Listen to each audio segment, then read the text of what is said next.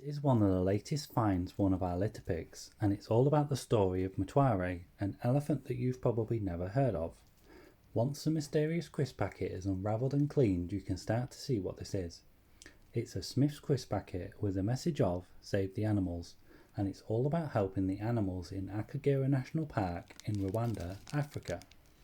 As you can see, this offer dates all the way back to 1975. Luckily, Amazon was still around back then, and we can now show you the Akagera Wildlife Medal set. This is what you'd get for sending either 4 or 8 tokens from the back of the crisp packet with a 4 or 8p stamp. Before we continue looking at the medals, here is the story of Mtware, an elephant with a kindness to humans which was shattered by the events during the Rwanda genocide of 1994. In 1975, Mtware was one of 26 elephants moved into the park.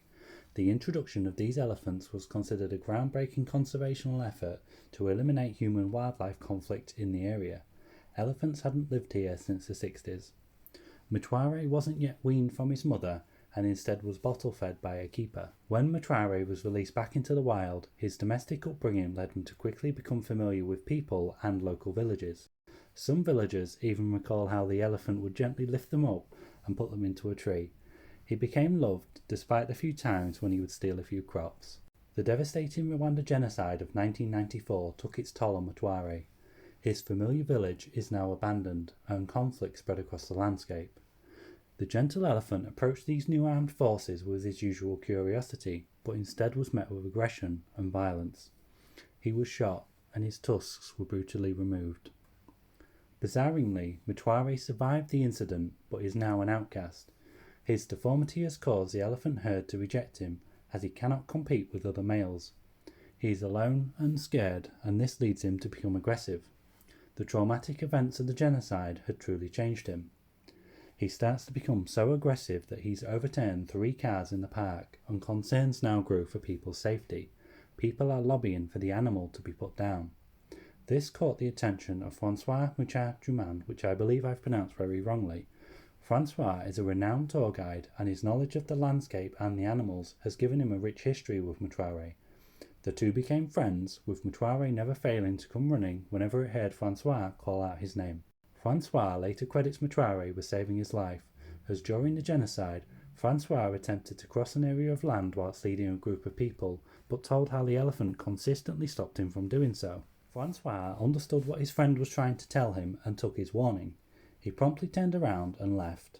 It was later discovered that others who continued in that direction were shot and killed.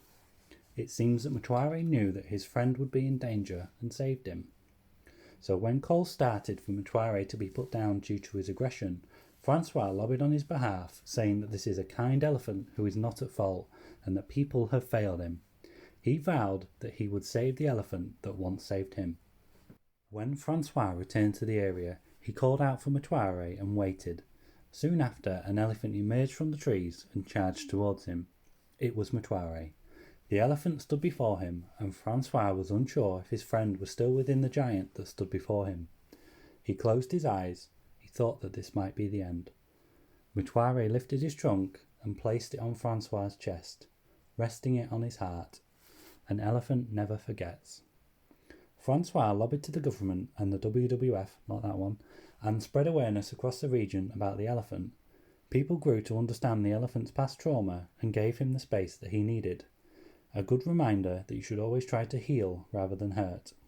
Francois sadly passed away in 2016, beloved by his friends and family for being the voice for Mtware. Mtware continued to live out the rest of his life in the park and slowly began to rebuild his trust in humans. In 2018, he died at the age of 48 due to natural causes. Akagera National Park will never forget him. He is seen as an icon for the amazing life that he led and a reminder of the tragic genocide and how it changed him. Everyone is thankful that he was able to live out the remainder of his life in peace. Francois said, "Elephants are the spirit of Africa and Rwanda. I don't imagine the world without elephants."